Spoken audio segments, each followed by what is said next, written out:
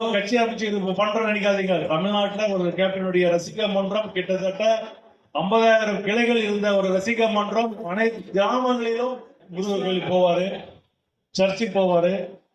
அதே போல mount road இருக்க தர்காவுக்கு போவாரு. எந்த ஒரு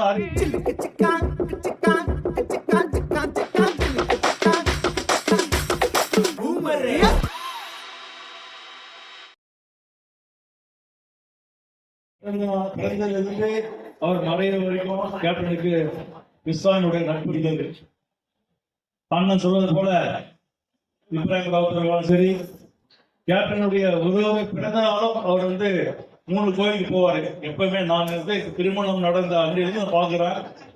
திருமணம் முடிந்த அந்த திருமண நாளாக இருக்கட்டும், அவர் பிறந்த நாளாக இருக்கட்டும், முருகர் கோயிலுக்கு போவாரு, சர்ச்சுக்கு போவாரு. அதே போல மவுண்ட் ரோடு இருக்க தர்காவுக்கு போவாரு. எந்த ஒரு அரசியல்வாதியும் எந்த ஒரு நடிகரும் செய்யாத ஒரே தலைவர் நடிகர் நம்முடைய கேப்டன் விஜயகாந்த் மட்டும்தான், அவர் யாருமே கிடையாது. அதே போல ரசிக மன்ற காலத்துல இருந்து கட்சி ஆரம்பிச்ச வரைக்கும் இஸ்லாமியுடைய ரம்ஜான் நோன்பை தொடர்ந்து செய்த ஒரே நடிகர் ரசிக மன்றம் கட்சி தான் தேசிய முற்போக்கு திராவிட கழகம், தமிழ்நாட்டு விஜயகாந்த் ரசிக மன்றம் தான்.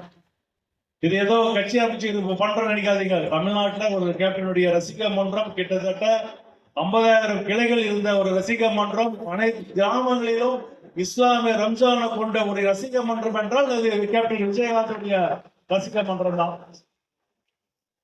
அது மாதிரி கேப்டன் சொல்லே போலாம் இஸ்லாமியர்களுக்கும் கேப்டனுக்கு உரிய நட்புகளை.